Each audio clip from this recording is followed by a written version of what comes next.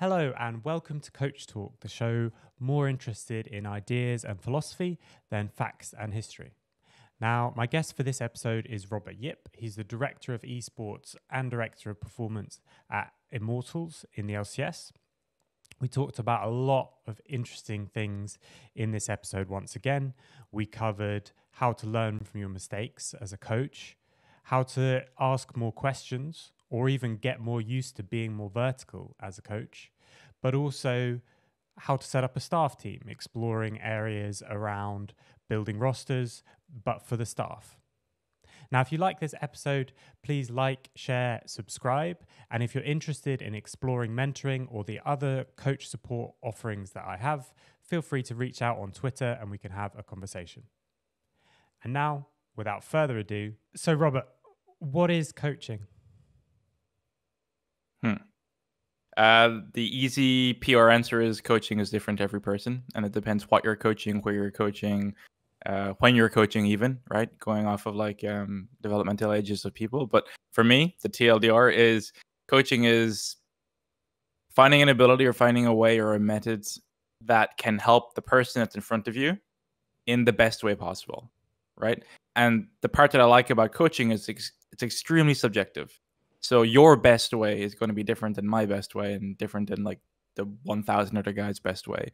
But I think that at the end of the day, getting a player from point A to point B where they are able to perform better, think more logically, whatever it might be, that's what coaching is. And that's what makes it really amazing. That's, in the same way you can like read a book and take a different inference from it, I think it's just very, very personalized.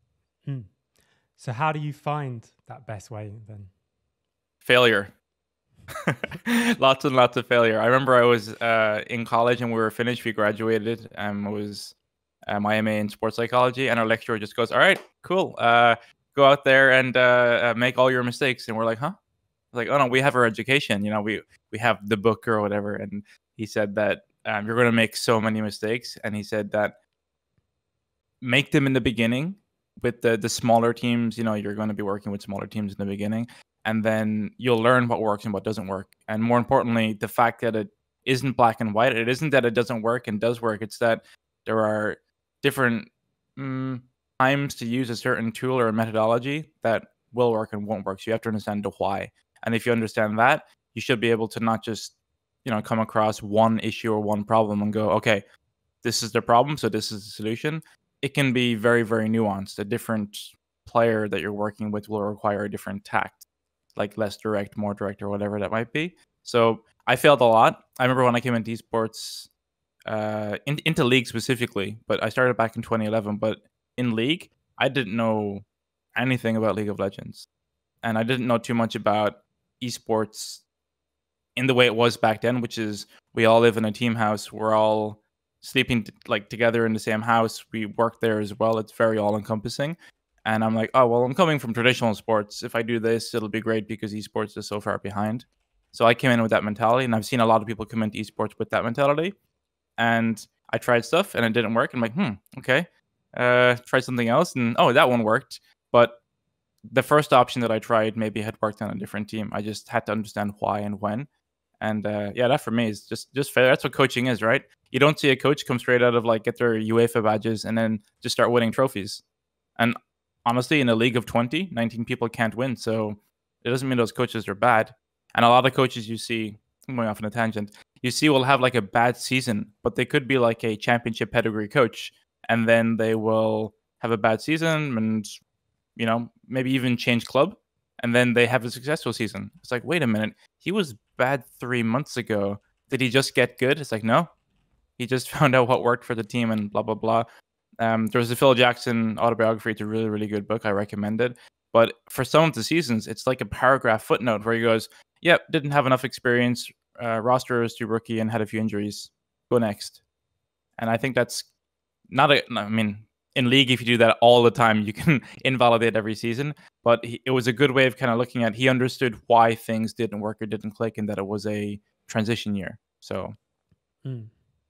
Yeah, coming straight off that idea of people coming with their own experience, what you're saying from coming off your MA, I actually had a very similar thing in my MA, which was filmmaking. So completely opposite. But there's a Mark Duplass, he's a producer, filmmaker, actor, and one of his speeches at South by Southwest actually has this quote in it that I really, really love. He says, "Keep making shit shorts until one of them doesn't suck." That's how you become a filmmaker. I like that approach, although it's a bit higher stakes, I guess, in esports. Yeah, and also the idea that you're not going to get everything right, even when you are more experienced or you have more knowledge. You can be on a winning team and you do something and it doesn't work. You can be in a very developed or like mature part of your career, and you can try something and it doesn't work. It doesn't mean that you're bad or what you did is bad. It just means that it didn't work for whatever reason. And I think people tend to move on like really, really fast from failure or setbacks instead of sitting with it and kind of getting to grips with it and being comfortable with, okay, that went horribly, not as I expected. Let's do a debrief and work out like why something didn't go well, because a lot of what happens in the future is just, you know, repeating something from your past that you didn't fully understand or fully unpack. And I think that debriefs like in esports are very important, and some people just want to go to the next. It's like solo queue, for example. You have a bad experience and you want to click find game again really fast, but even though in your mind you're like, well, it was just my jungler who was griefing me, if you really unpack it a little bit more, you'll probably find out that there might have been situations in the game where you could have done more or differently that could have helped your griefing jungler, and then it maybe wouldn't have been as bad. And the same thing goes for coaches. I think that as a coach, especially like a head coach, for example, they tend to be a bit solitary. They tend to, not that they don't rely on other people, but it's almost seen as a sign of weakness to be over reliant, to be over democratic about decision making. So some coaches tend to be a little bit more lone wolf in that matter. So I think that unpacking that with people is really important, because you're not getting the full perspective. Because as a head coach, you have to say like, okay, this is a decision I'm making, and we're going with it. So there are variables you're taking into account that it's kind of like a horse with blinkers on running through a race. You're not like fully aware of like every perspective. I think actually the good coaches are the ones that can take in and ask people in a way where it's like, yeah, what do you think about this? Like, what would you do? Blah, blah, blah. And then you make them feel like they're part of it. Of course, if you're like an LFL coach and you're by yourself and you're doing everything, you know, from media, marketing, stream, everything, it's kind of hard. But I think that there's a big kind of like responsibility kind of chasm for head coaches that it makes it hard to even sit, like I mentioned, with those kind of ideas of like, oh, well, I failed, I messed up, because you can just say, oh, I have low resources, or, you know, this player is blah, blah, blah. But I think there's a lot that we can do even with our current situations. And I think that it's less about the decision and more about where you're taking into account all the variables. So, you know, pulling on the LFL part about being a head coach, like your experience is like, you kind of have to learn to do everything. And like, if you know, we're given like a 6-man coaching roster to work with, it changes how your workflow is in general. It can't just be kind of you versus the problem itself. It's okay, how can I include these guys into what I'm doing? And the more and more people that you have working for you, the more your job becomes managing those people and getting the best out of those people, as opposed to kind of doing your own thing. I mean, I think what you're saying there, I mean, it's exactly what I'm trying to do. You know, I was trying to normalize getting support for coaches in esports, because we're so often incredibly short term. Everyone, I think rightly even, has the assumption that I have to be super confident in everything, otherwise people are not going to listen to me. And there's actually definitely a better balance to be found there. Just before we get too off on other things, because I'm having like 5 different questions as you're talking that come to mind. You talked about using debriefs to learn from failure. And that's one of the big things that I always kind of tell people. It's very easy to say, you know, you win or you learn, or like it's easy to say that we should learn from lose failure. is improve. Yeah, exactly. But it's harder to actually do it. So beyond actually taking some time and doing a debrief and looking back and thinking what didn't work and why, like there will be factors that maybe were outside of your control, but there's always going to be factors in your control as well.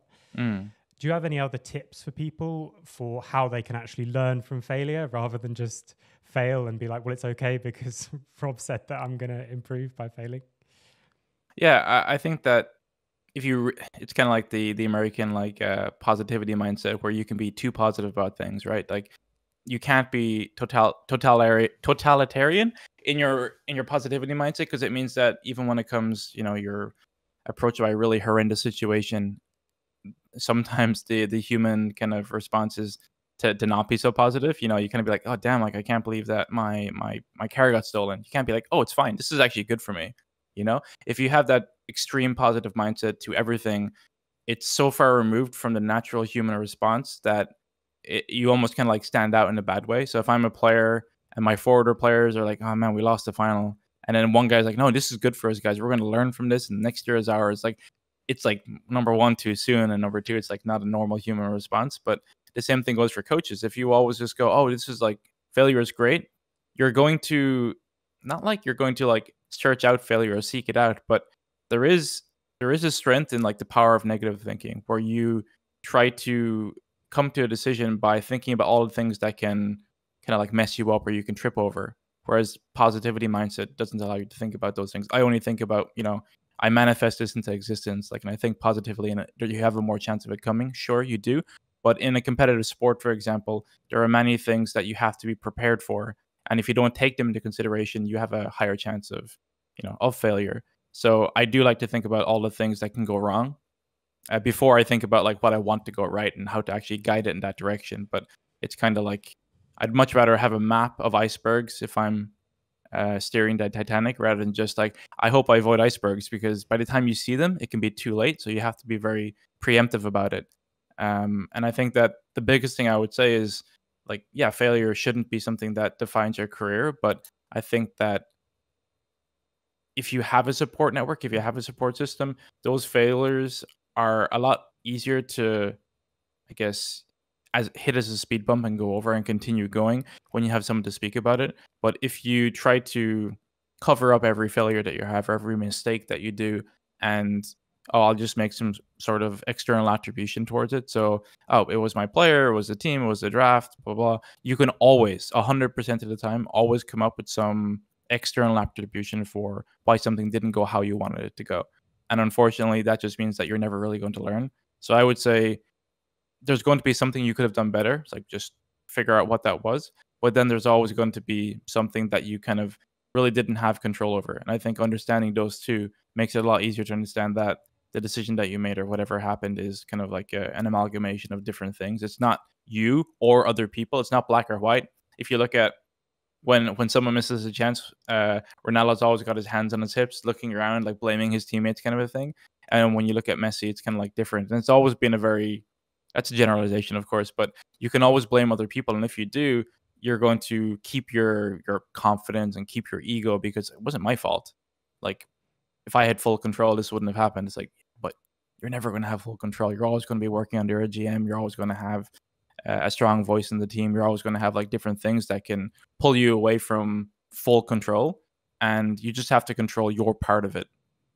So I think that's the big thing. Like find a support system, a support network, and number two, figure out what you could have changed and what was out of your control, and then you'll probably sleep a little bit better at night knowing that. And having a plan coming in, I think, is so important, because oh yeah, once we have a goal or even just a rough plan or like a map of where we're trying to get to, it's so much easier to work out, you know, where we slipped up, how we failed, and that kind of thing. So do you have a support system? What's your support system? It's bits and bobs, right? As the more you're in a scene, the more different people you pick up and kind of the different types of support you need. So obviously you have family support, which is obviously very beneficial. Professional support could be other coaches. It could be like a mentor, for example. I do talk with my university lecturer every like 2 weeks or so. So we kind of debrief and we talk about ideas and approaches and, hey, this is coming up. Let's talk about that. And it's kind of like therapy in a way where you do need people in your life that you're able to bounce ideas off, because you're not always going to be right, no matter how confident you are. And there's got to be some sort of a hubris or humbleness towards your approach to what you do. I'm not the best at what I do, and I think that anyone that thinks they are probably not. So it's nice to find peers or equals that you can speak to about certain things. And oftentimes I've spoken to people and I've had a strong idea in my head, and after speaking to them, they've changed my mind to the point where I'm like, yeah, actually, I think I was wrong here. You're right here. And I'd rather go in the right direction by getting directions from someone, you know, like yourself, John, than just be like, yeah, no, this is definitely the right way. It's like the dark forest with like do not enter signs. Like, no, this is definitely I want to go here. I'd rather take the. I was watching Lord of the Rings recently, and yeah, they took some horrendous paths. But yeah, I think that's the big thing is like just having like family support, knowing that your job is not your life and it doesn't define who you are. Professional support is there are always people who are kind of like-minded but different enough so that you're not going to be just saying the same thing over and over again. And I think the third kind of support, I guess it's more like spiritual support. It's more like friends that you can hang out with and socialize with, and you're not permanently talking about your job, so you can kind of disconnect from that. And I think the kind of spending too much time with people that are endemic to what you do will tend to just lead to all your conversations going down the same path of, okay, we're just talking about the team, the games, the meta, and you need to be able to shut off at a certain point. It's really hard though, because I do like talking about work, but yeah.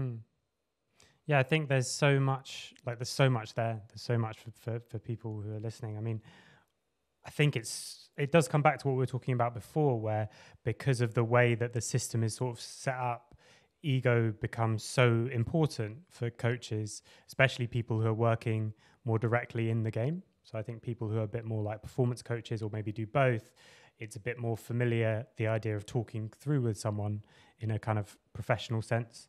But I think, I mean, I don't know, that there's something I could talk about for ages and ages, because I think it also is a bit due to the fact that we have people like streamers and stuff. And when you're streaming, it's great for you if everyone who's watching thinks that you're the only one who's right and everyone else is wrong, because that's why they stay watching your stream. But as a coach, it's just not a thing that can really, really work in the long term. But because everything is kind of so short, it does tend to filter for those people who are incredibly confident in their own thinking. And I think we just need to start to normalize the idea that talking through your ideas with someone else is just great for everybody. I mean, so much of what I found useful in getting mentoring myself was not even the advice that I got back. It was the space to talk things through out loud. And like you were saying before, I would talk through what I did during that day and find while I'm just talking, I'm learning from the mistakes that I made, because I'm having to explain them kind of to someone else. But I really love that idea of splitting three things up and having, something to take care of you, like your family in this case, or partner or something like that. Friends to take care of distracting you almost, take care of your mental state, and then also someone to talk to about kind of professional things as well. Yeah, as you mentioned the streaming one, I think it's a very interesting like microcosm or amplifier of like the current kind of environment, where I remember years and years ago, it was, a coach would be like, maybe you'd be 15 minutes into a game and he's like, okay, I think it's over. Like maybe you lost like a big team fight. It's like, it's over. And over time that's gotten earlier and earlier, where it's like, oh, now we're calling it like at Herald. Oh, now we're calling it like after laning. Now we're calling it in Champ Select. And it kind of does go back to what you mentioned about the streamers. Like a lot of entertainment value is placed on kind of fast, quick decisions, or not decisions, but like opinions. So like they are going to say pretty interesting things, and like it's coming from a place of like it's kind of like their opinion and they've had it and they're holding on to it. But the more, I guess, diverse the opinion, or the more strong the opinion and the immediacy of it, the more that people kind of are like, wow, I was like so entertaining or funny or brave, like to say something like that. And the more scandalous the decision, it's kind of like shock culture and social media, the more people are gonna like think about it, and it's going to get eyes and ears on it. And I think that it kind of makes it hard, because it then means that instead of having, like you said, thought out kind of discussions and kind of like unpacking things, it's more how quickly can you give a decision that sounds really strong. Because I could say like, oh, these guys, it's over, John. Like this team will win, and then they lose, and I go, well, they would have won if they were better. Like it's so easy to completely 10 out of 10 mental gymnastics routine for like I'm never wrong, but if I'm right, then I'm just a genius. But if I'm wrong, I'm still a genius. Just other people are bad. So you kind of see that a lot more, especially in esports, and it's crept into the competitive side more, where players and coaches will have these, I'll just call them like fast food opinions.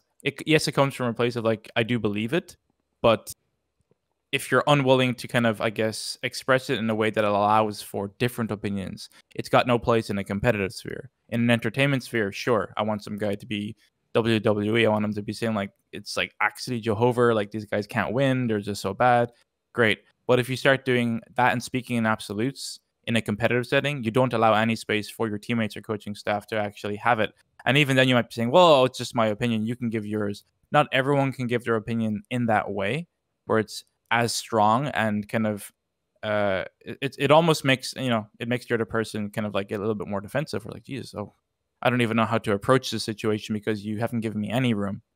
And I think you have to kind of be a lot more cognizant of the people you're around, and even ask more questions. Like, I've got strong opinions about a lot of things, but my preference will be to ask questions to people, even though I think I know what's right. Maybe I am right. I'm like, hey, like, what do you think? The sky today, is an interesting color. What do you think it is? Like, I've got eyes, I can tell. But sometimes you have to extend the olive branch and try to like build that rapport with people that goes beyond I'm the smartest guy in the room.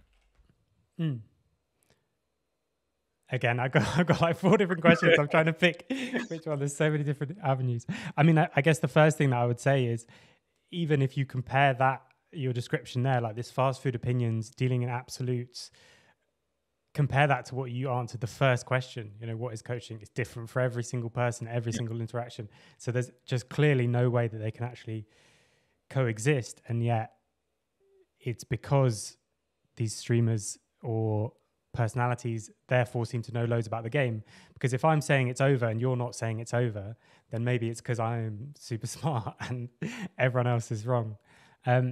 But before we jump to some of the other things, you mentioned right at the end there, like asking questions for coaching. I think that's an incredibly important skill that, I mean, at least as far as I'm aware, no expert at all, but in sport coaching and sport coaching theory, we're kind of seeing more and more that this is often, even if you know the answer, if you can make the other person say it to you, it's going to be beneficial for loads and loads of reasons. But it's really, really uncommon in esports. So what tips would you have for people to try and get used to coaching by asking questions?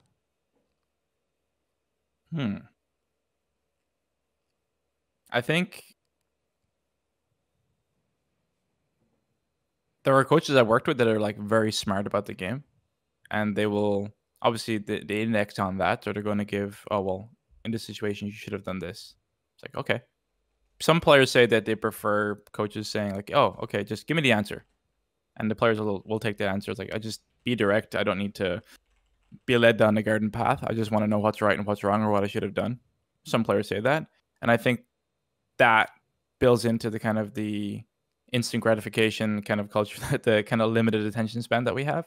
And I think that even if you have the answer, if you don't know why you should have done it and when you should do it in the future. So I'll give you an example that I use quite a lot, and maybe it explains it a bit better. But let's say, we're watching scrims, John, and let's say we're in review with the players, you and me. And if you tell them, okay, in this situation here, you guys should have just rotated the top. And everyone's like nodding, right? They're all like, oh, that makes sense. You are now hoping that, number one, this situation will happen again exactly. Number two, every one of the 5 players will remember what to do.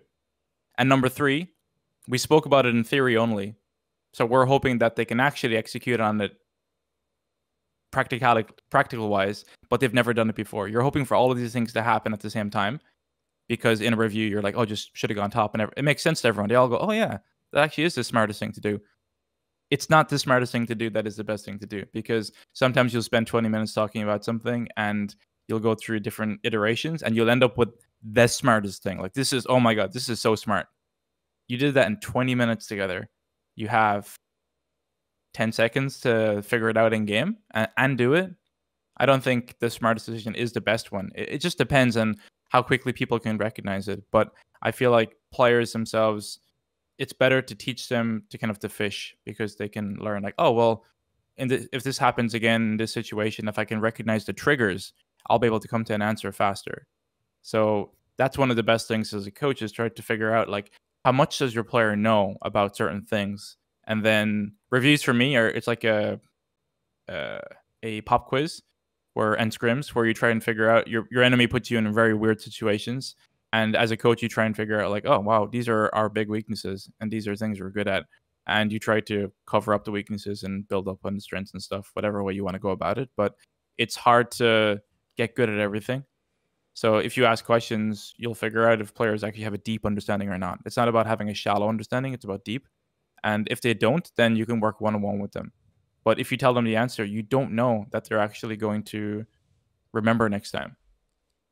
There's maybe, the telephone number, for example, is like the kind of like the upper limit of like what people can remember in the short-term memory. But when we go through a scrim, we might have, I've seen reviews where coaches have 6 or 7 points in a review, and then you multiply that by 5 or 6 games in a day. You're not remembering 46 things in the day. And number 2, each player is leaving the review with a different kind of importance or like priority. So you're never going to get players on the same page regarding like what you're going to remember from it. The best coach I worked with, sometimes he would come in and just go, all right, this is the most important thing in the game. We lost the game here. You have to remember this 1 point. You have no choice but to remember 1 point. And number 2, he would see 2 players arguing and he would watch them and listen. They would argue like back and forth, blah, blah, blah. And then he would come in the end and go, oh, okay, well, you should have done this. And it would have been completely right, like 9 times out of 10. But he would allow them the discourse, the ability to exchange ideas. But he would, it would sometimes get heated between the players, but he'd be okay with that. And then he would give them the answer. Rather than he didn't have to be a coach who was like, oh, I know the answer and tell them straight away. Right? So I think like it's important to, as a coach, to not just be the guy in front of the room, but how do you, like, I've had to do reviews before in the past. Like, how do you actually lead a review whereby your only job is kind of like the conductor of an orchestra? You're trying to get players to talk with each other. Some coaches are like that, and I think they work really well with players that need that kind of direction. And there are some, I won't name them, but there are like very smart coaches like that do that really well in the LEC, for example, and go Worlds and win splits. You can narrow it down from there, but like they're very, very good at kind of being that guy who kind of like facilitates discussion. And then there are coaches who have to be the guy who is not just the guy conducting, but the lead guitarist and the lead singer. So it just depends on what your team needs. I think as well, when you're talking, a lot of the things that are actually underpinning the kind of behaviors that you're saying is actually, ironically, more confidence and potentially even more understanding of the game. Because if you're not just understanding what the team should do, but you're trying to understand what's actually the triggers that are underpinning that, so that you can then explore that and see if they actually understand how you would get to the conclusion of going top in that same example. And then the confidence to allow people to talk rather than to just say what it is. One of the things that maybe I should have warned you about, but we have quite a lot of similar opinions about a lot of these kind of high performance things. So what I wanted to do a couple of times, I think this is a good example, is to get you to try and Steelman the other side of things. Oh no. So what's the best either sport theory or even just coaching that you've seen? What's the best version of a coach coming in and just saying, right, we should have done this here, we should have done this here, we should have done this here? What are the benefits of being that more vertical, dictatorial, however you want to describe it, style of coach? Ooh, I haven't done this exercise before. I guess the big thing would be if you have a team that you're under a time restraint, you come in maybe mid-split. It's like, okay, we need to go playoffs. You guys have to do it this way. 5 people pulling in the same direction, you're going to get a lot more purchase out of it. I'd say that if you have a coach, I guess like maybe someone like Reaper, for example, right? Someone who's got or Yamato, maybe someone who's got like a big personality. It's a lot easier for people to gravitate towards that kind of like charismatic persona. And as a result, you kind of like want to play for them. You want to do things their way. I think there are players like that I've worked with, and there are coaches that kind of like have that about them. It'll be different. Like the guy that I mentioned as facilitator, if he wants to be that charismatic lead singer, it's not going to be possible because it just won't fit. But I think like that charismatic coach that gives you confidence and makes you feel like There was a coach I worked with, and the player told me that, you know, he could make them feel like he was the worst player in the world or the best player. You know, one time he's like, you know what, if you lock in GP here, you're the best GP on the server. You're going to carry. And he carried. And then another one where he's like, he's playing something incorrect. He's like, do you want me to sub in? Like, I'll play better than you can. You know, it's someone who can flick a switch in people and kind of change how they feel. And that will dictate a lot about like how they actually play. Like, sometimes you not have to make a player feel bad, but you have to like shake them from a rut. And if a player is kind of down on themselves, sometimes telling them they're really good doesn't work. Sometimes you have to be like, no, like, I mean, yeah, you are playing bad. Like, you know, you are better than this. And that works. And yeah, those coaches tend to do quite well. Like the coaches I mentioned, the Amados and the Reapers, tend to take, not that the teams are bad, but they tend to get more out of people. Like a good coach will tell you, like, pick this champion and you play well. Right? And they're like, okay, I'll pick Ori, I'll play well. A really good coach will convince you that not only can you pick a champion and play well, but it'll be a champion you've never played before, and you'll still play well. They'll give you that confidence. And those guys are, like I said, they work for different teams. They don't work for every team. But if you have that coach who can come in and say, like, pick this, like, we haven't practiced it before, but we'll do really well. Like, that's kind of vertical coaching where you're not going to a player, which most coaches will do, and be like, what do you want to pick here? Like, let the player choose. Like, everyone else is quiet. Like, let the player choose. And then they let the player choose. And that's fine. That's okay. But as a, you know, you mentioned like the verticality, like sometimes picking Braum here is the right answer. So you should just lock in Braum. And the coaches say, lock in Braum. This is our team comp. You lose lane, suck it up, we win later. And that's fine too. Another benefit to that is just basically if you have a team with like big personalities and you just need people to fall in line, like the players are either going to fight with each other or they're going to fight against the coach. Interestingly, a lot of players that have had like decent success that I've worked with, their most successful period has come or has been the same time when they've been working with a coach that they have kind of said like, this guy's a, you know, a piece of work. You know, it's like, it was really hard to work with him. Like it's always come with that coach who has pushed them really hard, kind of made their life like not happy, but they got the most out of them. Like they've gone worlds, they've won championships, and it's always coincided with that coach who's been a bit of a hard ass. So that's the advantage of kind of being a coach that like does things their way, is that you maybe get the most out of players. I think at the very, very top you do. I think at the very, very bottom, maybe you need it. Maybe you need like someone who can make those kind of like lower skilled players like better. And then in the middle, I don't know, maybe it's just like it's the bell curve in my head, but I think it just depends on the team that you have and the players around him. That's why I think if a coach really understands who they, I guess, what players they want on a team, they should fully understand the dynamic of like, well, if I bring in my friends, for example, that they're going to boost me as a coach, not just like, oh, it's nice to have friends around, because that's a fake sort of kind of like power dynamic. It's like, oh, well, they respect me. It's like, no, they're friendly with you. There's a difference. Yeah, I think that's really important. And I think if you have that really kind of charismatic leader, you can do, you know, in the short term especially, you can do a lot with that kind of respect.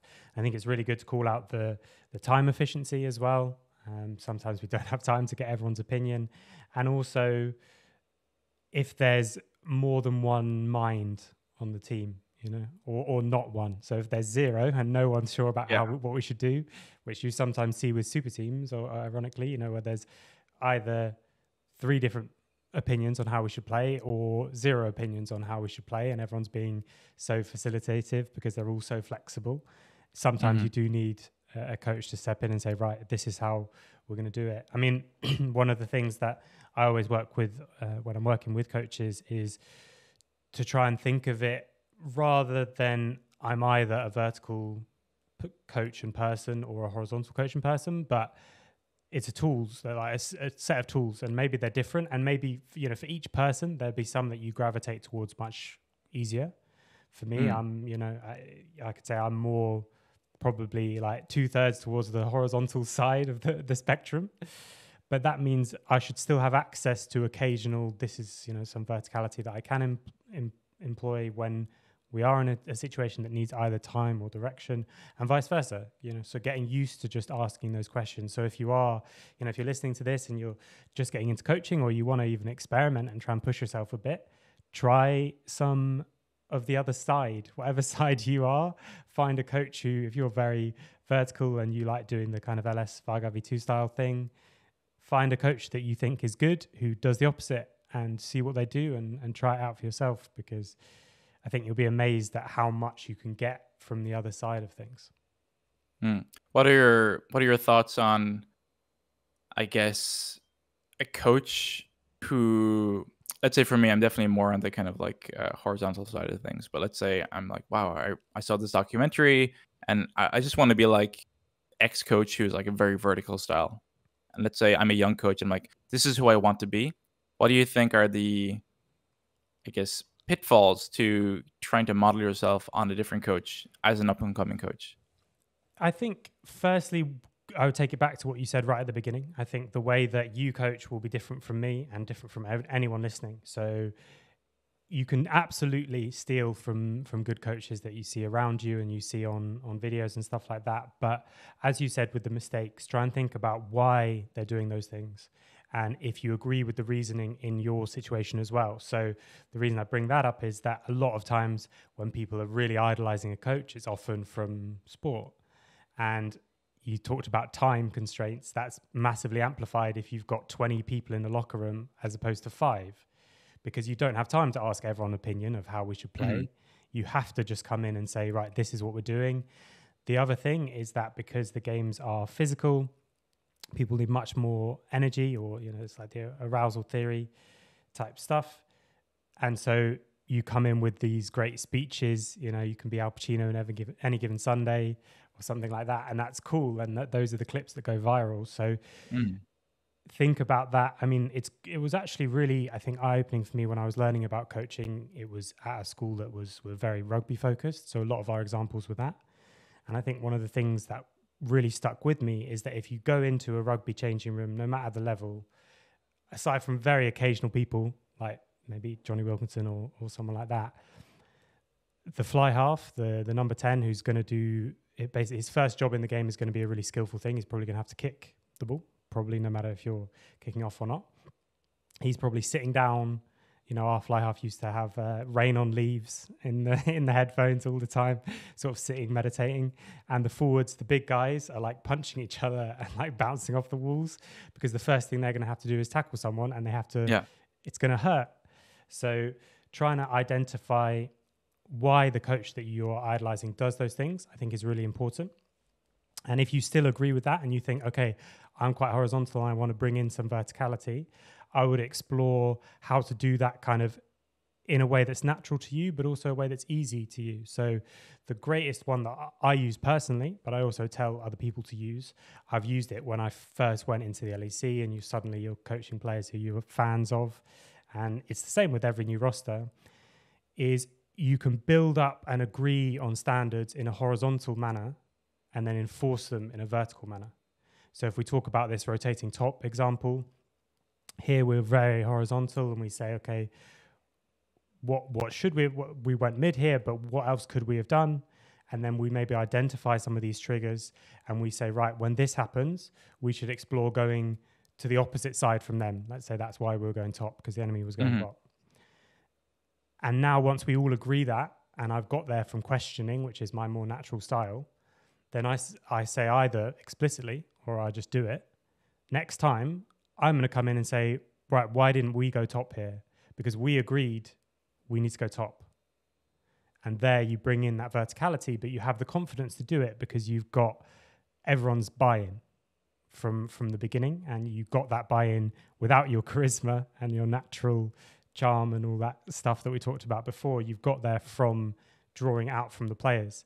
And I actually think, personally, I think there's a lot of reasons for that kind of mixture of the two styles to be some of the most effective ways to approach things in esports anyway, but it's definitely, I think, the right way to approach it if you are someone who's more horizontal, and more vertical would be kind of a reverse, and you work out how you can gradually slide yourself back along that scale. Yeah. I was just thinking, about how we come to conclusions and how sometimes the answer is not the destination. So like you could do like an Amazon Basics kind of coaching written on a post-it where it's kind of like you implant someone who's got no idea how to coach, and you just you tell the coach to ask each player like you pause the game here, like what did you want to do, what were you thinking, what was your part in what was about to happen next, and you might get answers of, oh, like I thought we are gonna take the 2v2. Oh, I thought we lose the 2v2. Oh, I wasn't paying attention because I was waiting for Harold. All of these things are, oh, I was making sure that I could match my mid laner. It's like, okay, these are all good. And then you, from that point of like complete knowledge, everyone's perspective, you can come up with an answer. But it's just so hard because like some players don't give their opinion strongly. Some players are very careful about it. Some players give their opinion so strongly that it's hard to have a kind of equal conversation where everyone's got 20%.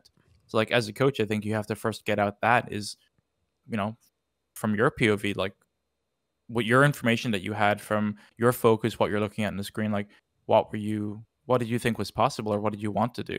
And some players won't have that what do you want to do because they're not able to like progress the game in that way. They're more of a passenger, but some players will know exactly what they want to do. Maybe they lack communication. So it's a very interesting puzzle where knowledge is not complete power. Knowledge is knowledge. There are players that are very smart about the game but lack communication skills, and there are players that have like low knowledge but they make up for it in other ways, and it's about trying to like leverage that, but while keeping some semblance of a power dynamic. Unless you have some player who's like he's got the charisma, he's got the knowledge, he's got the skill, like it's like you can have it done fast, good, or cheap. Like this kind of like triangle is interesting because like you can have a player who has the charisma but like maybe has knowledge but like just can't execute. Like maybe it's an older player who doesn't play the game, so like you're never going to have a player that has all three. And if you do, like you're playing top dollar for him, which is you should be. But every player has these strengths and weaknesses, and some players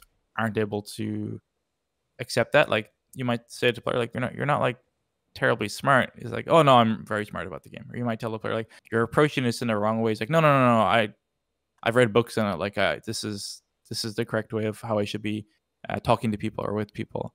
And as a coach, you have to like navigate that and help them kind of understand and make things better. But even before game knowledge and high level decision making, you almost have to like teach people how to speak with each other. I just want to go back to one part that you mentioned, because you talked about the rookie coach and kind of like copying things from their favorite coach. But you mentioned it about it being like in a locker room of 20 people, everything's different. The vibe is different. Time wise, you have a lot less time because you can't get everyone's opinion. But did you watch the LPL documentaries on YouTube? I've seen clips from them, but I don't think so. There was one clip of a coach, I can't remember what team it was again, but the support was not playing well. So they subbed out to support and they put in, I think, their substitute jungler. And then it's either after the game or during Champ Select where he's like, yeah, I don't know how to play Thresh. He's a jungler. And then the coach just goes, that's your problem. And just that was it. So like there are certain things that we see from other coaches that they do, and you're like, man, I'm going to try that. That's going to work really well. Like that was such an alpha move, and like you love it. It goes back to the shot culture again. But there are certain things you see in other sports, in other teams, from other people, because obviously if you give something, I'm going to deliver it in a different way. I have a different gravitas about me. It's not going to hit the mark that you hit. So in that situation, you got to be careful as a coach to just copy and paste something you see like another coach doing and be like, that was so smart. And even if that had success, the other coach, maybe he's thinking about success and failure, or like winning and losing. Maybe he doesn't care. Maybe he's like, no, this is how it should be done. I don't have time for this. A good example I use is there was a Coach Park in StarCraft.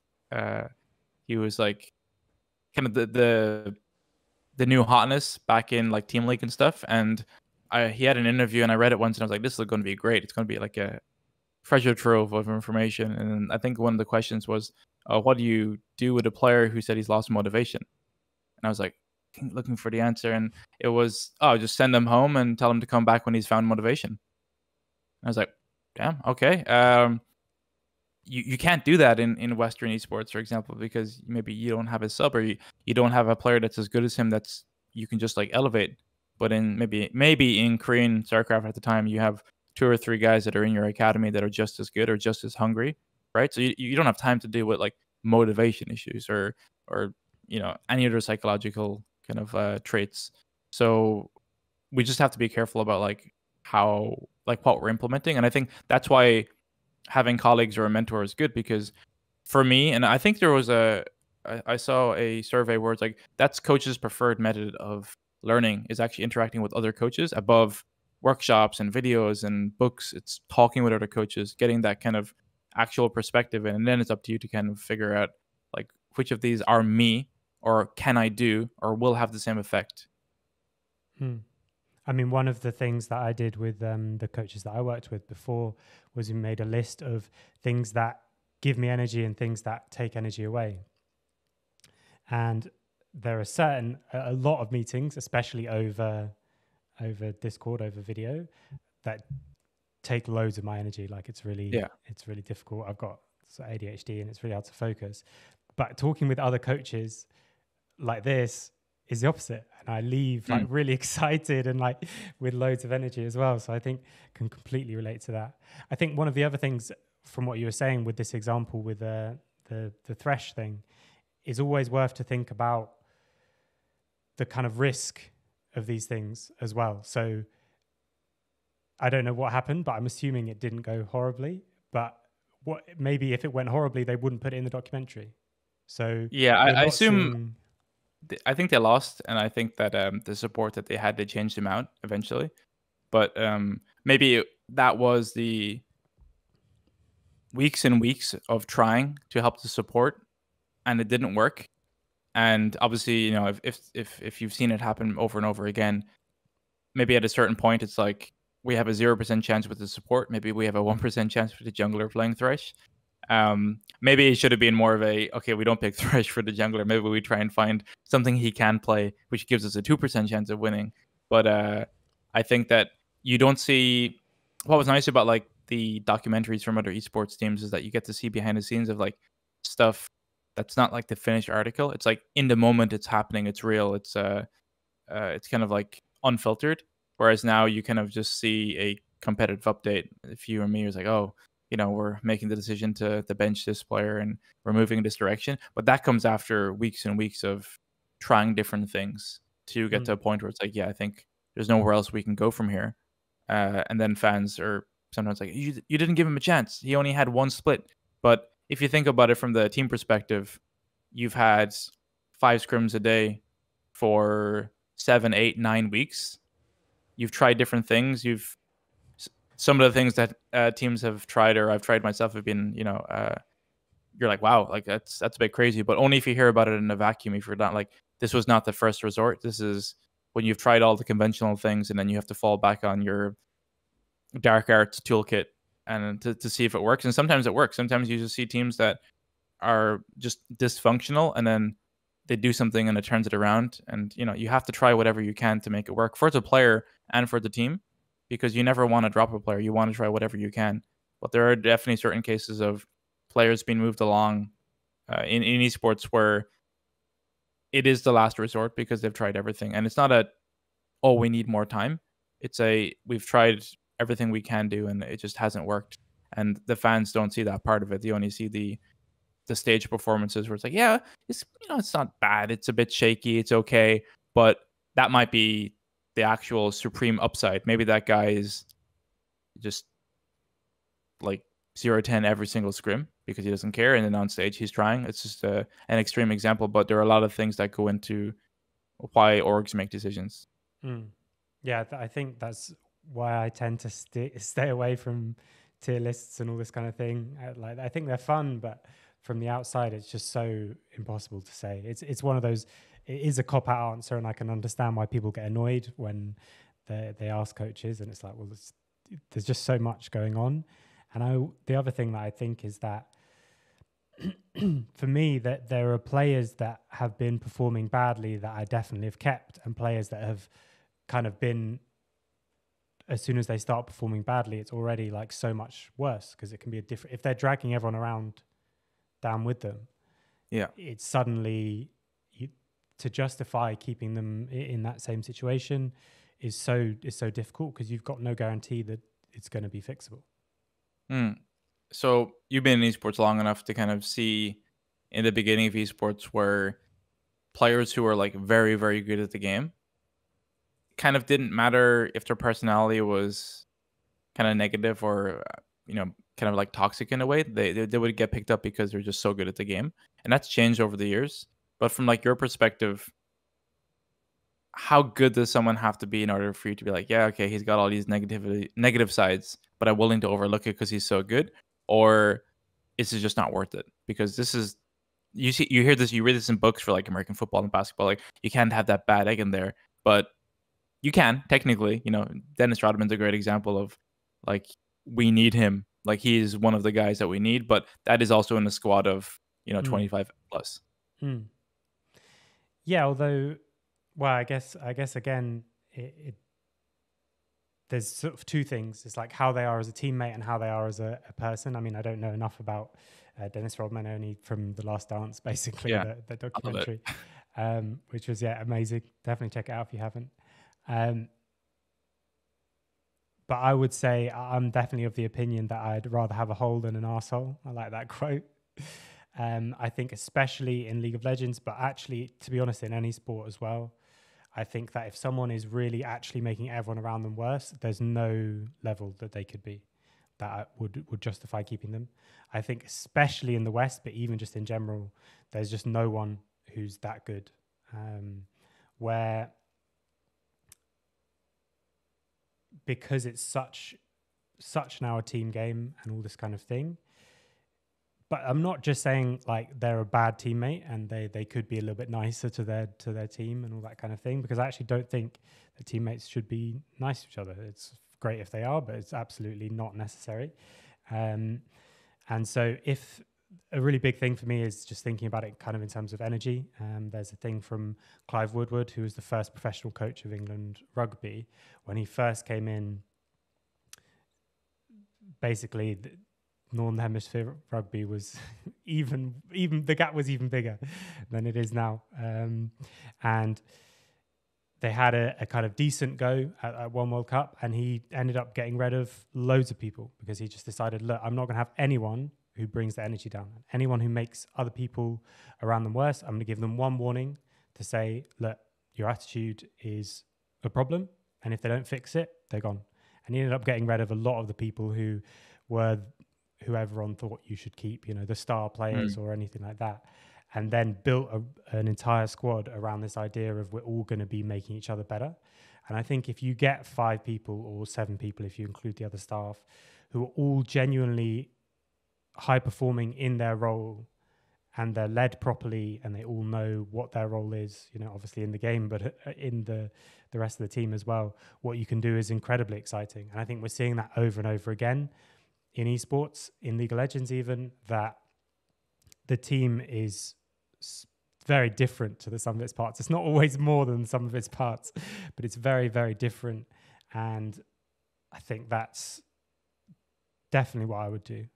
But I do think that's probably because I've not done it before and kept players around who are really, really good. And just, it's people often who are doing it by accident, and they can, not accident, but just unintentionally, where they can perform really well without putting that effort in practice. Yeah. But suddenly people near them are doing that as well, and they can't, and things like that. It's also the environment. Let's say I'm a kind of like a difficult player to work with.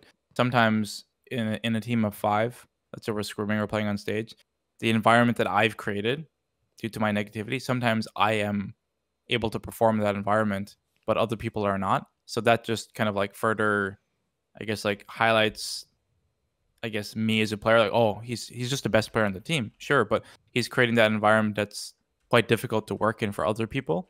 So that in itself is it's a hard one to manage, because if you look on it, it's like, wow, he's just like every game, he's just our best player. And to that player who is creating that bad environment, not always, but usually he's like, well, you should just play for me. Just, play for jungle, play for, whatever, player on top side. Like, I'll carry the game. It's because you've only known this yourself. Like, you're only able to do it because you're actually maybe maybe I'm a carry top laner and I've got this negative attitude, and maybe it's a meta where you play around bot, and maybe I grief. I just start inting, I start losing my lanes, blah blah blah, because I'm not happy that the game isn't revolving around me, and we keep losing, and it makes it really easy for a player to say like, well, I told you we should be playing around my lane. It's like, well, we're kind of playing with like lead weights around us, or even like, every time I die, it's like in a microphone the whole time. It just makes it really. That's not the pressure you want on the rest of your teammates when you're doing well.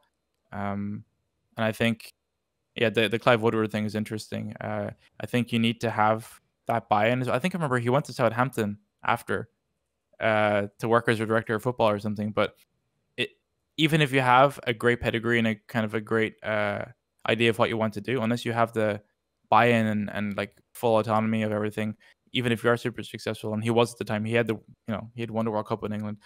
It doesn't work sometimes. So you have to be put into a position of like to succeed.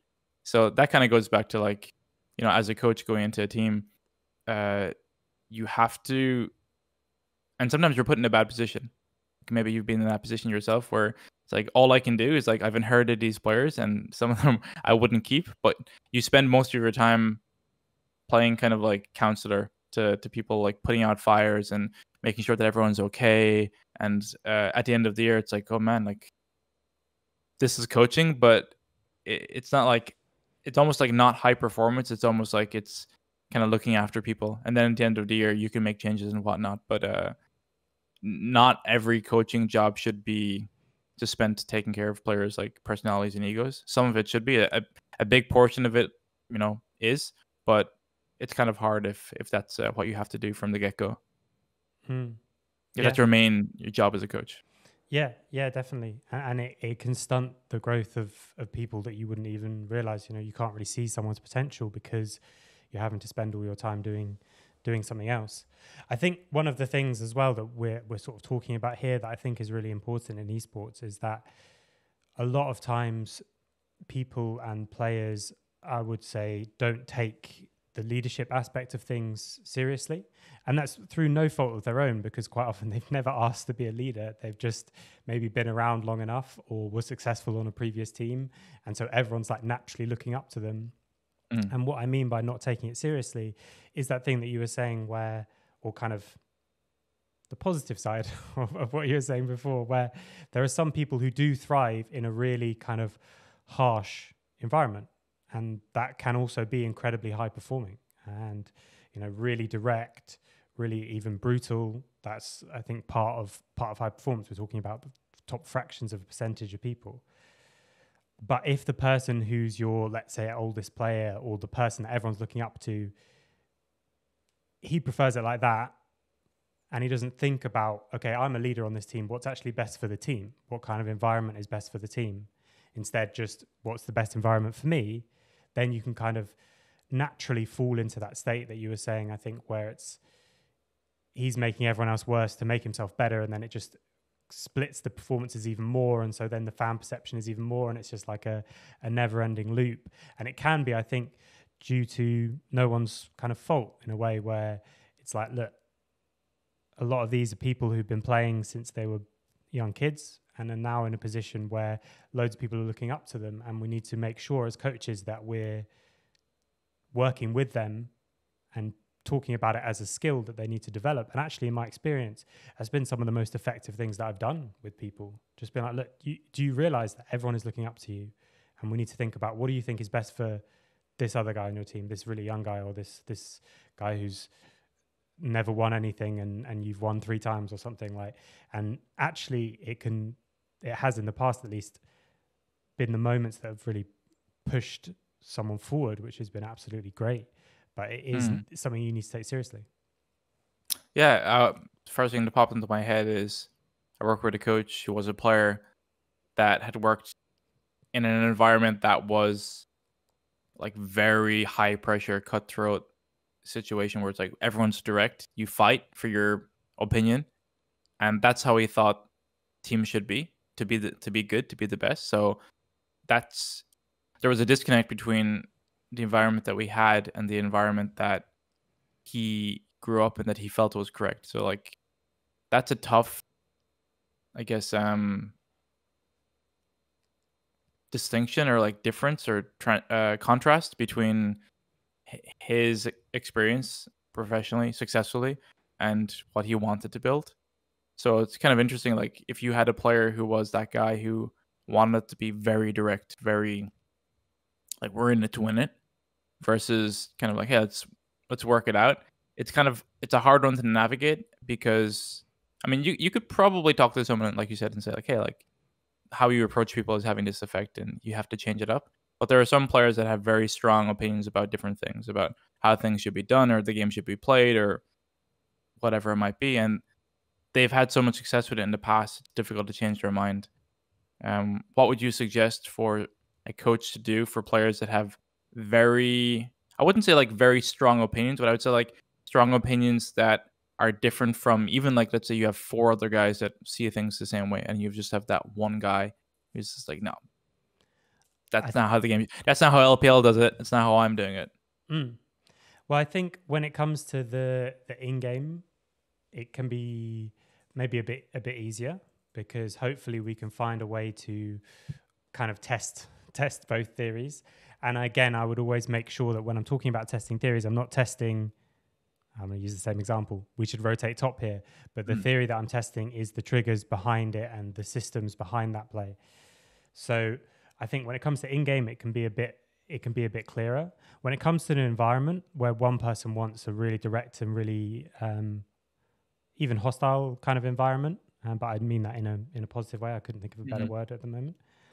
And other people want a more supportive environment where we're all trying to bring each other's confidence up and all that kind of thing.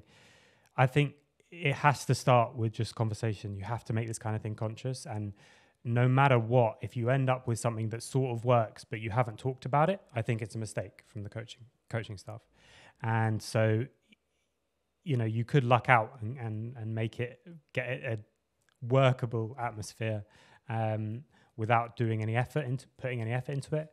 But I think you really have to talk about it and make it conscious. And like I said before, I think utilizing leaders within the team is incredibly important because, I mean, just like you were saying when we were talking about, horizontal or vertical coaching, one of the things that esports has that a lot of sport doesn't, and even actually, I shouldn't say esports, League of Legends has that a lot of other competition hasn't, is that once the game starts, you can't do anything as a coach. There's no pauses, timeouts, there's no talking in between rounds, it's not even a half time, especially if you're playing a best of one.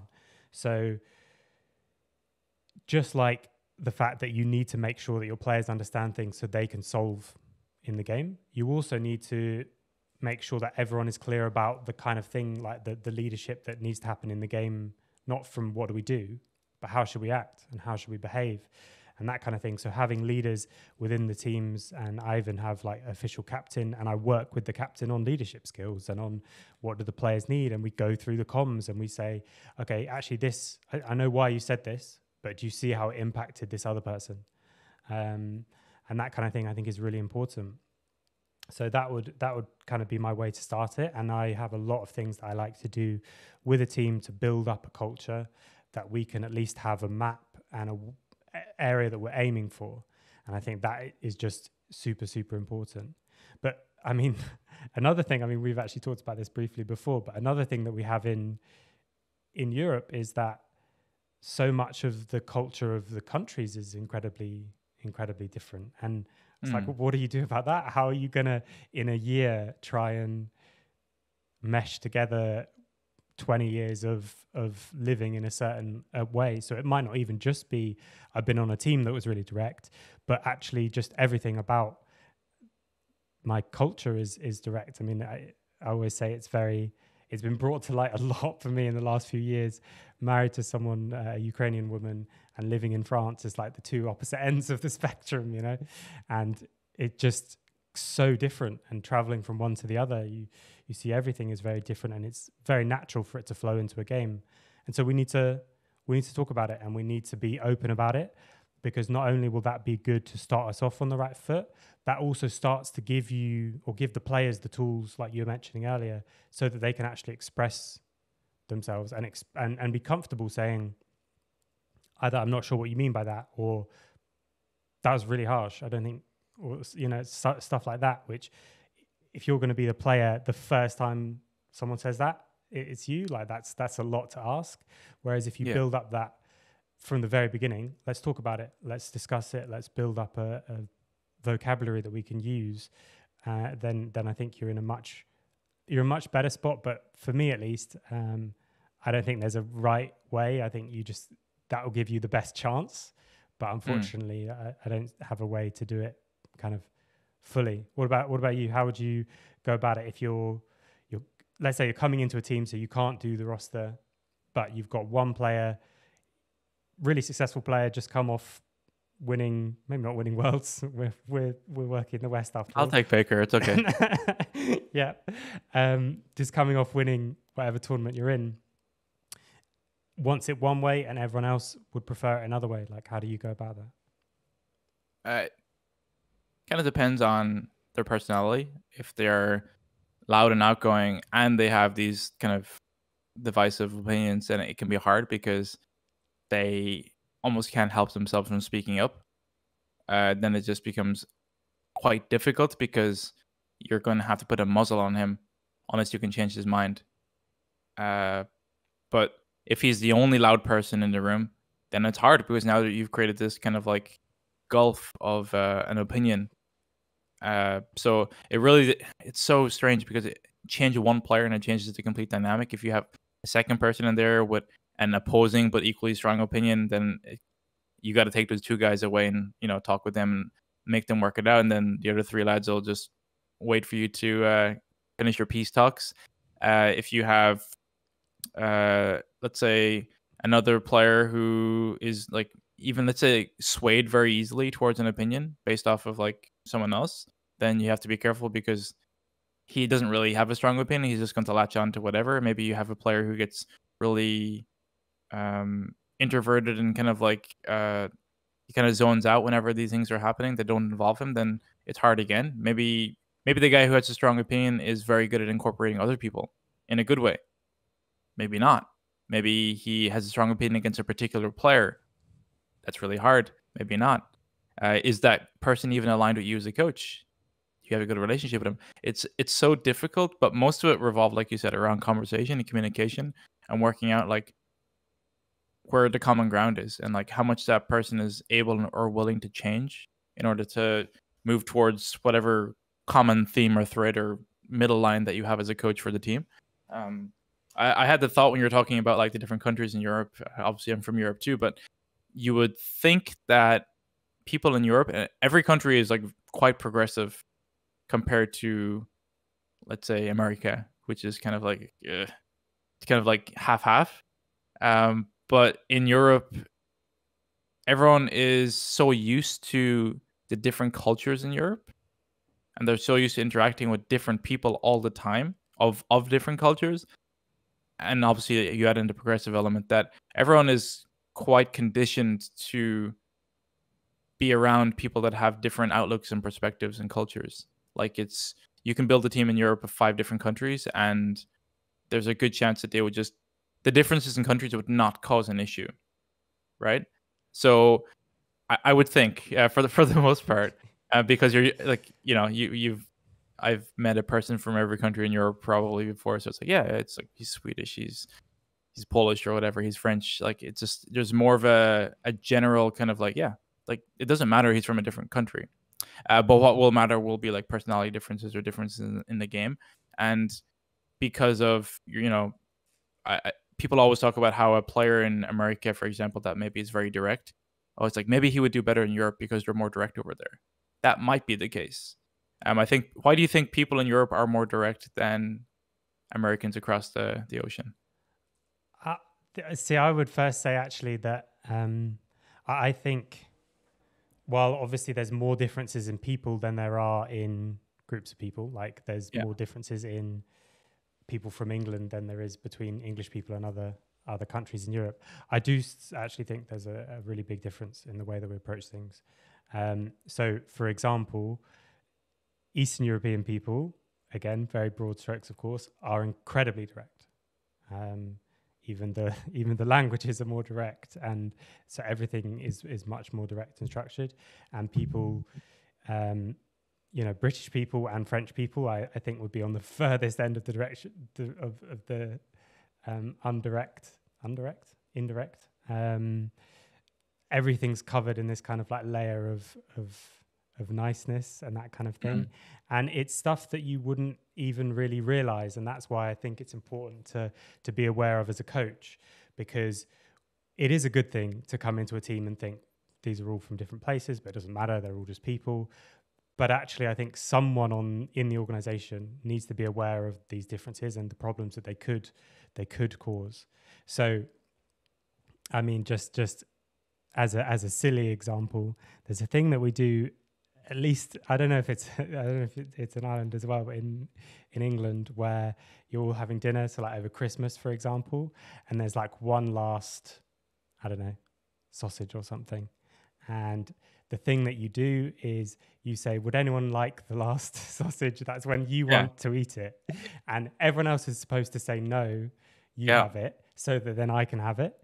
And if someone ever says, actually, yeah, I'd like that, then it's like, oh, this is a bit weird. Like, this is very strange. Etiquette has been broken. Yeah, and that's not a problem that they deal with in Ukraine. at least in the village where you just grab it. We lived. Yeah, well, if you want it, you have it. Like it's no one's got the time for that. So I think there are a lot of things like this, and I also think as well, like we're seeing it. I think you see it quite a lot now that we're importing Korean players. And there's such a respect culture, especially around age there, that you could have a Korean player who completely disagrees with the direction that you're going and thinks that you're making him so much worse than he would otherwise be. And if you just did something little different, it would be so much better. And he won't tell you because you're older and you're in a position of authority or something like that. And so I do think it's really important to be aware of that. In terms of why, especially in the UK, we're covered everything with all these layers of niceness, I'm not sure.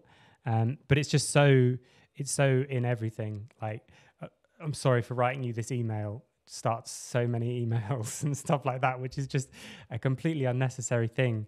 But I didn't even realize, having worked with people from all over Europe, until you live with someone and you live in other countries, you actually start to see like this is really extreme, and it does actually create problems. There's been many times, I won't go into too many details because I either have to talk about countries or people, but there's been where people just really didn't understand a certain behavior and thought either to think this person really hates me, or this person is really like snakish and like always goes behind my back and all this kind of thing. And he won't say it to my face because he doesn't respect me. And really it's like, well, he won't say it to your face because that's just, he's had 20 years of not ever saying anything to anyone's face because it's not what you do, or vice versa. So, I think it's something to definitely kind of consider. Which, I don't know what's going to happen with stuff like this Mad Lions roster or this BDS roster. People are starting to choose people more based on where they're from. I do think there are potential upsides to that from a performance point of view. Although, as I said on the last episode as well, I'm not very happy with how these things have been done. But still, I think it's an interesting experiment that we'll see. And it's something that people, I think, haven't really considered in Europe at all. Yeah, I think owning up to it is like adds a lot more credibility and kind of like genuineness to a project like that. If you're like, yeah, we want to build a predominantly like Spanish roster because we're a Spanish team, or we want to kind of like, we're a French org, so we want French players. Like, that should be fine to do. Like, there shouldn't be anything wrong with that. It's obviously going to feel bad for, people from different countries that feel like, oh, well, I'm just a better player than this guy, and I'm not on a team. They should have picked me. It's like, sure, they should have, could have, but maybe their support staff are French or Spanish, and it's a lot easier to get more bang for your buck. It's a lot easier for interaction. It's a lot easier to speak in your native tongue. Maybe it's even a case of that kind of like, you saw that every time back in the day, like I'm a boomer at this point, but whenever players would go from their club team to the English team, they would all like hate each other. Like, the Man United guys would be on one side, Liverpool guys here. And like, it took them a long time to kind of be like, oh, like, we hate each other at club level, or we're kind of meant to be competitive, but at the English level, like we're in it together. It took them a long time to get over that, but there are certain things you can do. There are certain countries that can do better than the sum of their parts, smaller countries, because they have that kind of like, we're all in it together. We maybe Costa Rica, for example, or Iceland, like punching above their weight. You can do better because you're all in it together. And I think like that's quite good too. And maybe even like the people that work there, it's like, man, like I just feel so much like with the French players, with the Spanish players, I just, maybe even non-competitive staff can speak with the players in Spanish or in French, and it's just easier to do. And like even for a fan base perspective, just that alone is probably worth it to be like, now we are the Spanish team, we are the French team. That's it. There's like, we are the biggest, and you should follow us. It's almost kind of like getting that World Cup kind of following to go to your kind of club level, and I can see why they did it. I think I haven't seen any, I guess, like a talking head or kind of like announcement kind of explaining the direction and why, which I think would go a long way towards people kind of being like, okay. And the thing is, you don't have to explain yourself to the other countries if you're Spanish or French. Just like, well, they understand, they're really happy, and now they just have to like try and do well. And I think if you want, this is the first time where I've seen, because like I think in esports people follow players, like they follow Doublelift, they follow Bjergsen, and then when they move, they follow that player again. But this is going to be like a first time where it's like we're just following the club because it is my Spanish. I'm Spanish, and I follow the Spanish team, for example. I follow Mad Lions. But it's hard because if your team is only, or your following is really based off of like the players that you have, then it's very transitional. It's very fleeting. So I think that this is maybe the future of like ERLs. It could be hard though, because it depends. Like if I'm building an Irish team, I can't think of many good Irish like league players to build off of. So it can be hard.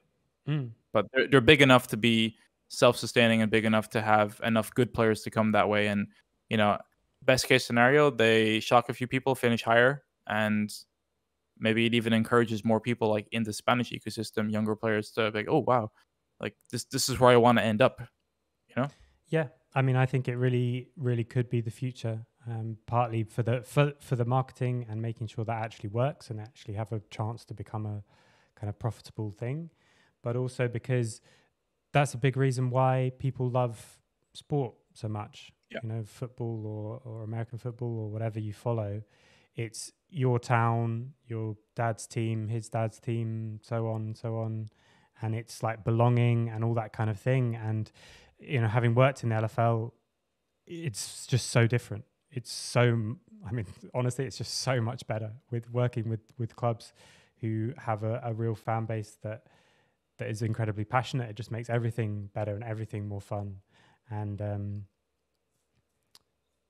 yeah, they're usually positive as well. Like your fan base has usually got your back. Yeah, You'll have the odd club or team that's like, man, there's just any move you make, just like, yeah, terrible. Yeah, but I mean, I would say maybe it's the type of person I am.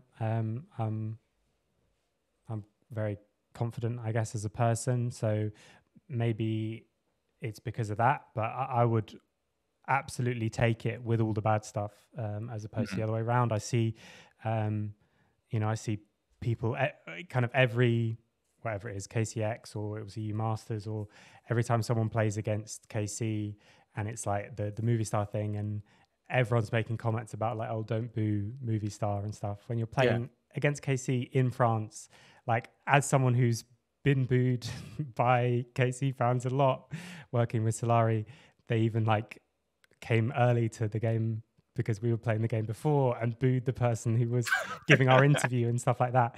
I take it, man. Like it's so much more fun, like effing people who care and all this kind of thing. Like it's just so much better than, because I've also played to kind of quiet Berlin studio who's like golf clapping when you win, and it's just not the same. Like it's again, maybe I'm only speaking for myself because I'm sure there are people who do get genuinely negatively affected by that, but for me, like I would take all the passion in however it manifests.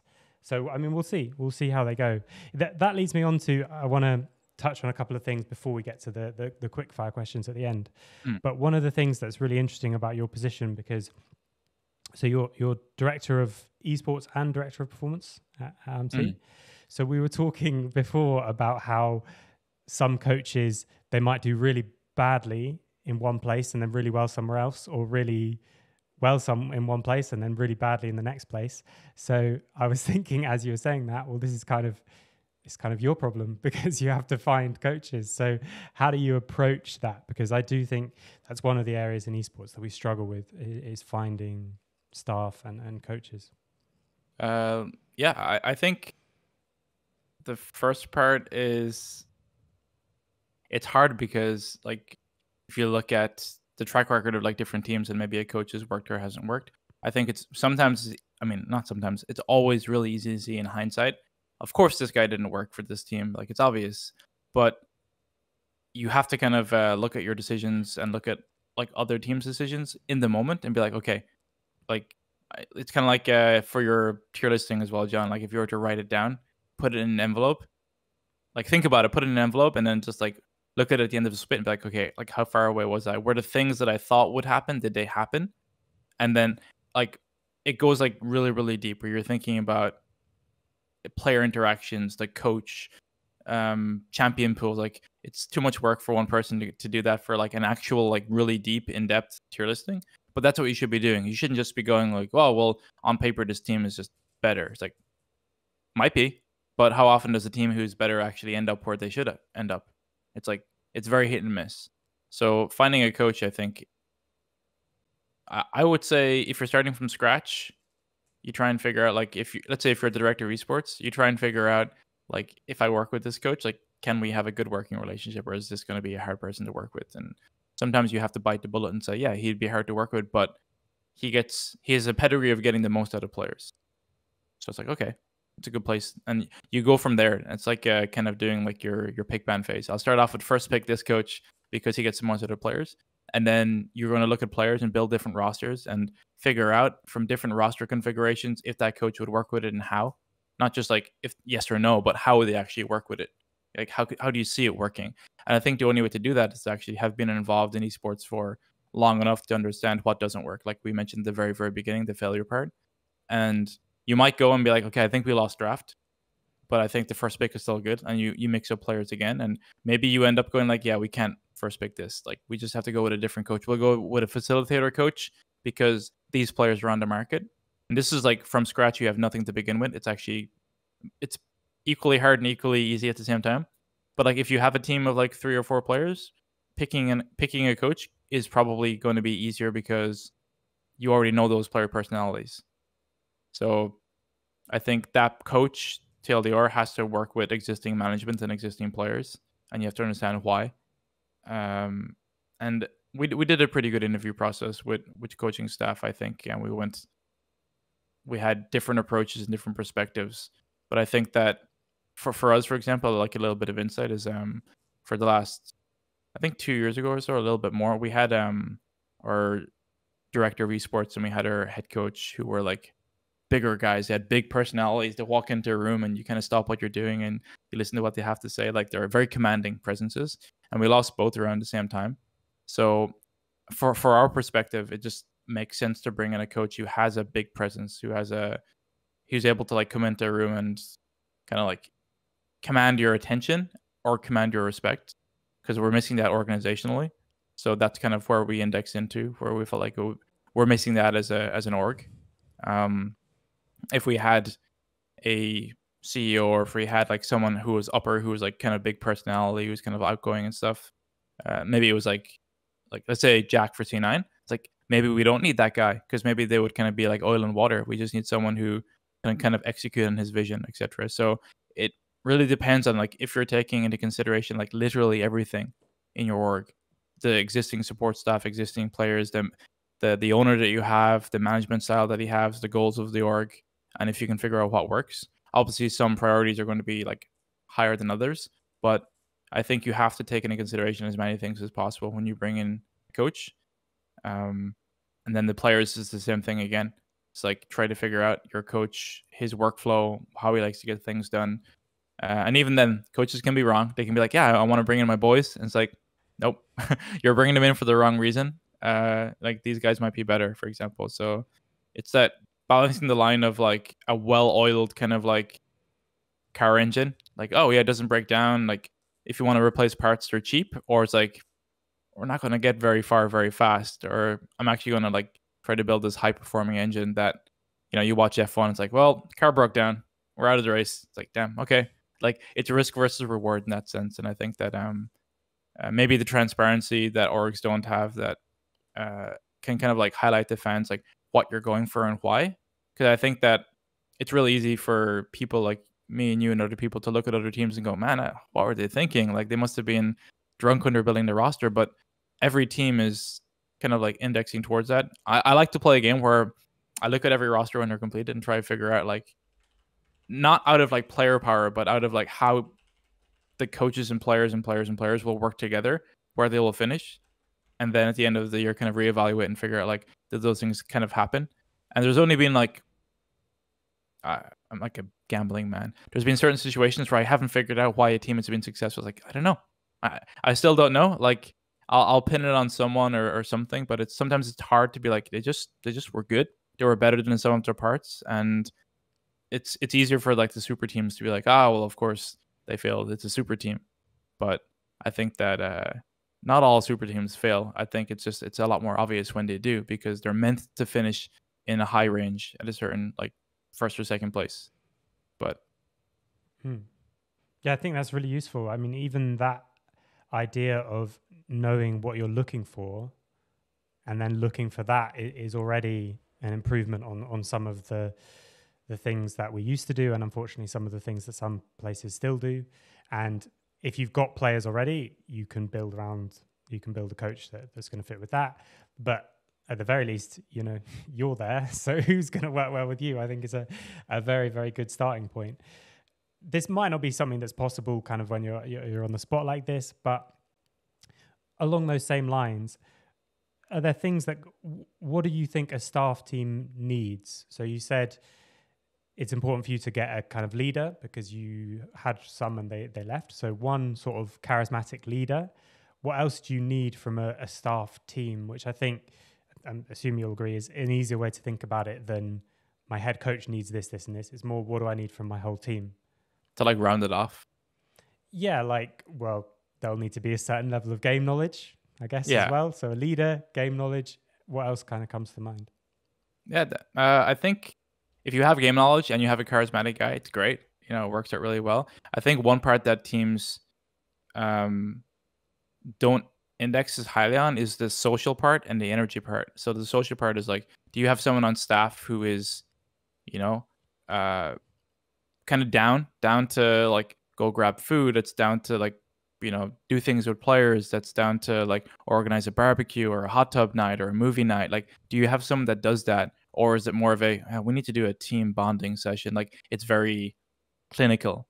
Do you have someone who actually enjoys that process? Then that's really good. And the energy part, I look at like Romain on G2, for example. It's like, damn, like this guy is the body paint, the hype, the energy, like that's super infectious. Like, I think they've got the facilitating like game knowledge, Dylan and Romain, who seems like very sociable and outgoing energy, and Isma, who's just like very, very smart, and like he's got this performance coach in each, like all like wrapped up. I think they've got a really, really good kind of like, and obviously probably forgetting analysts and stuff as well, but like they've got a really good trifecta of just like staff there that kind of do everything really well, and none of them have to interfere in each other's business. Like Dylan will just be watching VODs. Isma's going to like, you just defer to him for things outside of the game, and then Romain is just making sure that like everyone feels better and confident about themselves. Like that for me is like the best trifecta in esports that I can think of, where everyone is probably the best at what they do in their role. So if you can kind of like mirror something like that, but then again, these guys are so confident and so experienced that they're not like fighting for their piece of the pie. They're all like, and I had that actually back working with Dylan back in like 2016. Like it's the same thing. It's like you're willing to help your other person, like without kind of being asked. It's like you just do it naturally because you want to, but you also kind of understand where your lane is as well. And I think that that's important in esports, because sometimes you'll have staff just to have staff and they don't see eye to eye, and suddenly they have differences of opinion about the same topic. That's fine, but I think that it's difficult because you have an assistant coach and a coach, and they don't see the game the same way, and immediately it's off to kind of like a rough start. Maybe there is kind of something to be said about like simplicity or keeping it simple, where in the G2 example they can discuss decisions about stuff, but I don't see situations where all three of them are discussing macro topics about the game at the same time, and definitely not from an equal perspective, not from a like my opinion is as equal as yours, because we have speciality roles, and I think in esports that is kind of important because we going back to the co-streaming culture and the way we are, you're kind of being conditioned to have a strong opinion about everything. And I think that I'll have my opinions about the game, and I try not to make them seem like very, very strong. But yeah, it's difficult because it's like I want to get that reaction from someone. I want to say something a bit off the wall, a bit scandalous, and if I'm right, I'm heralded as the boy genius, and if not, then it's like whatever. It's not my forte anyway. It was just a guess that I had. If I was that good, I'd either have like all the money in the world from stocks and bonds or none. But yeah, it's probably easier just to take a backseat in those things. But to answer your question, I think you need like a mix of that: the knowledge, the leadership, the charisma, the social aspect, and the energy aspect. And I think that if you have those, then I mean, even if you have them, you could just hire the best in the role at all of those. They might not mesh as well as you might think. So the personality kind of matches, I think, are really important. Yeah, and I think that's a very good way of thinking about it, where you can think, okay, let's say my head coach, like the G2 example, has loads of game knowledge. It's like, okay, now my assistant coach actually could be someone who's more kind of bringing the energy, and their game knowledge is maybe less important. And so when you come to an interview process, it's like, actually, this part is less important than it otherwise would be, or the exact opposite. There's head coaches who need to have an assistant coach who's like, well, strategic coach has become more of a thing, and that's normally what you'd expect by that naming convention. Although again, another thing that makes it difficult is what people are called and what they do is just not, it doesn't It seem can be to very be different. Yeah, it doesn't seem to be connected at all. And also what people do and what people will tell you that they did is also not necessarily the same thing. So there's definitely lots of challenges, I think, when recruiting. Let me add a really annoying layer on that onion, where let's say you hire the best in their role at those things. You then have to assume or hope that each person then considers the other person's job responsibility or role important. So if I have a head coach who's got very good game knowledge and has good leadership skills, but he thinks that the performance coach role is just hogwash, it's like, it's just useless. Just play good, play better. Then it doesn't work. You can hire the best in their role, but unless they view the other person's role as equal and important, then it's going to be difficult as well. Okay, well, I don't want to go too long, so we'll definitely have to do another one of these, but I'll end with the quickfire questions. Now, I'm asking everyone these same questions.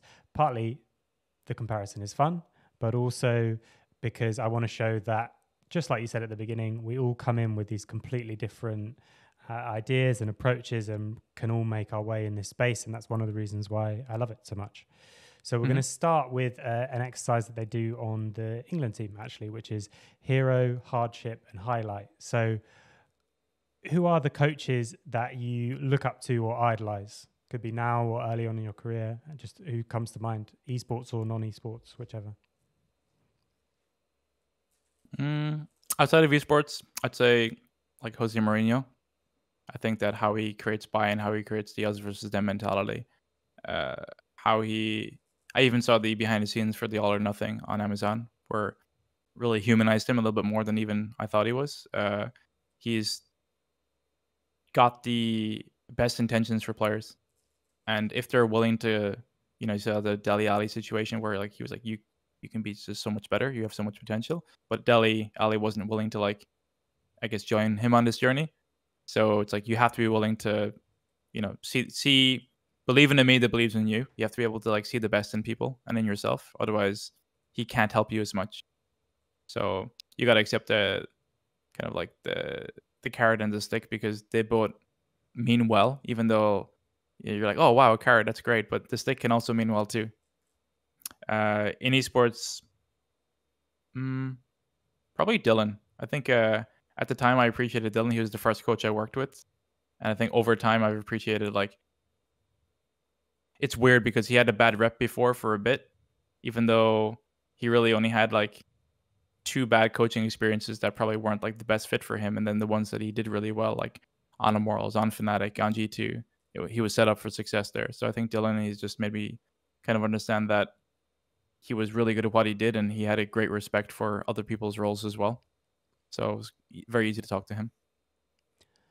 Okay, what's the biggest hardship you've experienced as a coach? I don't know. It's a hardship now because back in 2016, when we were doing really well in regular season and we couldn't make playoffs, I didn't know why. But now, if I had a time machine to go back, it's like, okay, it would have been difficult to change the situation because it's not like an easy fix, even armed with knowledge. It was hard back then because things were so good and rosy that it was kind of we're just going to go to Worlds and do well. But things didn't pan out that way. So that was difficult because we had expectations that were quite high. Yeah, I think there's a Kasparov quote that I really like, which is, losing can persuade you to change what doesn't need to be changed, and winning can convince you everything is fine, even when you're on the brink of disaster. And I think when there's so many variables in League of Legends, it's like that applied times 100. I think an interesting thing is, like, Dylan kind of knew back then. We had something written on the board back in that year, which was winning doesn't mean you're doing everything correctly, and losing doesn't mean that you're doing things wrong. Very similar quote. So we were winning in a certain way, and Dylan could see a world where, if things changed, that our win condition would not be there anymore. So he'd tell me about it. He'd be worried, but back then I just started off in league, so I couldn't be like, yeah, what can we do to change it? It was more like, oh, I don't know, like, I trust you in this, but I'm not quite sure how to change things because we're just constantly winning with great ease. Yeah. And then the highlight was the last one, right? Yeah. What's your highlight as a coach? Yeah. I think going to Worlds, or like whenever you go to a proper LAN with a crowd, always feels really good. It kind of reaffirms that, like, all the hardships you go through are worth it. And hardships it's a weird one because it's like I'm a little bit older as well. So my first 4 years were like all in a team house. So it mightn't seem like one in the moment, but if you look back and it's like, man, like you do sacrifice a lot of yourself, your life, social element, whatever outlets for that because you're living with the boys. But once you go to a LAN at the end and you hear the crowd, like you mentioned, like whether it's chanting or boo, don't care. It makes you feel like, yeah, okay, we made it here. So you're always kind of striving to get back to that spot again. Is there a specific LAN that's got the fondest in your memory? Not really. It's the crowd. So I'll always like go outside, pre-game or like for other games, and like just get as close to the crowd as possible. And it's just, the lull before the storm where you're kind of like, it's not fully sitting down, but like the intros, like, you're not walking out with the team. So it's like, you're kind of, well, you are, but I'll just be like, kind of like in the background, seeing them walk on stage and stuff, and you hear everything. It's like, it's just, I'm more happy for them to be like, even for LCS, like I get a kick out of seeing the players like doing their pre-match routine, getting ready, going to the stage, and like it's like that butterflies in the stomach. You're kind of nervous, you're kind of happy, and it's like the reward at the end of the day for the kind of the scrimming and the grind and the playing all the solo queue and sleeping on time and telling your friends, no, I can't go out or I can't hang out, I have to go to bed, I have a game tomorrow. Like all of that adds up to, this is your reward at the end of the week to go and play on stage. So I was in Berlin when COVID hit and we had to play from the office all the time, and you could see it in the players when the series was over, and that would be it. It's like, all right, you're back to where you were yesterday and the day before and the month before.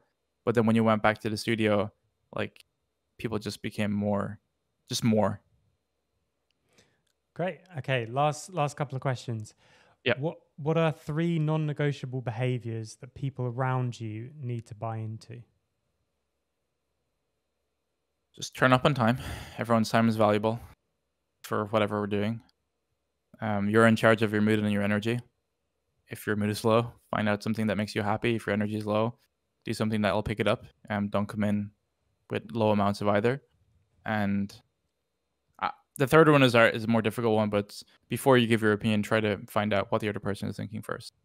I think that if I know what I know and you and me are talking and I've got no idea what you're thinking, there's no disadvantage to me saying, hey, John, like, what do you think about this? Because now in maybe 30 seconds, 1 minute, I'll be armed with my knowledge and your knowledge. That sounds great. Then my next words out of my mouth are probably going to be more educated than me trying to tell you what I think you're thinking or what I think you need to know based off what I think you're thinking. And it becomes like really difficult from that point. So you'll always have that guy in the room who's like, maybe will give their opinion last. I need to work on that more. I used to be the guy who was always give the opinion last, but now more and more it's like it's coming up more. But yeah, I think it's just ask questions. It's like the Ted Lasso thing. It's like be curious. Yeah, I love it. Absolutely love it. Yeah. Last one then. If you from today could give yourself one piece of advice when you first started your coaching journey, what would it be? I'd probably market myself better, put out more content. Yeah, I think the majority of what you do behind the scenes, I think even like Vega V2 said it, where it's like, yeah, he could take on way more coaches or clients, but a lot of his time is spent coaching pro players and working with the teams he's working on. So there just isn't enough time today, and he's indexing more on competitive excellence and success than he is on making money. But I think that I get jealous of people that are very good at marketing themselves and like have really good platforms. I don't think I'm terrible at speaking, but I'm very bad at speaking about myself. So I think that probably would be helpful in the scene. But I think